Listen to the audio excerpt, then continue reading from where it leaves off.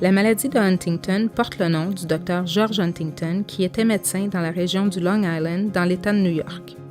Il était en contact avec des familles atteintes de cette maladie et suite à ses observations, il publia en 1872 la première description détaillée de la maladie.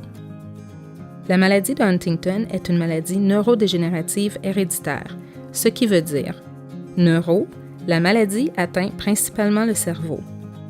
Dégénérative, au cours de la maladie, les cellules du cerveau ont de plus en plus de difficultés à faire leur travail et éventuellement elles meurent peu à peu.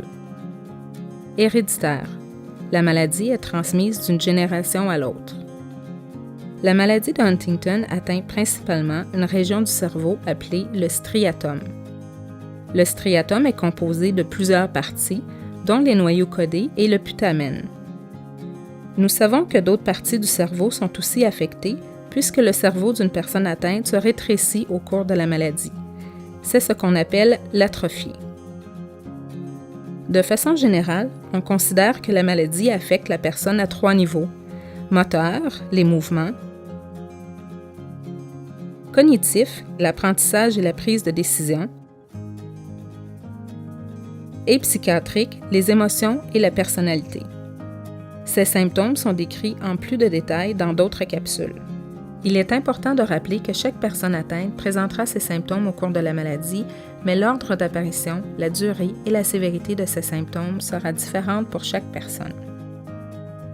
La maladie de Huntington est une maladie progressive. Une personne atteinte continue de se détériorer et développe de nouveaux symptômes au cours des années. Par contre, la progression est lente et en moyenne, la maladie progresse sur une période de 10 à 20 ans. La maladie de Huntington atteint autant les hommes que les femmes. On retrouve des personnes atteintes sur tous les continents et de toutes les origines ethniques. Le nombre de personnes atteintes varie d'un endroit à l'autre, mais on estime qu'environ une personne sur 10 000 est atteinte de cette maladie. La majorité des personnes atteintes sont des adultes. Généralement, les symptômes apparaissent entre l'âge de 35 et 50 ans. Mais l'âge d'apparition de la maladie est variable et les symptômes peuvent se présenter plus tôt ou plus tard au cours de la vie. On estime qu'environ 10% des personnes atteintes développent des symptômes après l'âge de 60 ans. Il arrive que les symptômes de la maladie se développent chez des enfants. Il s'agit alors de la forme juvénile de la maladie de Huntington.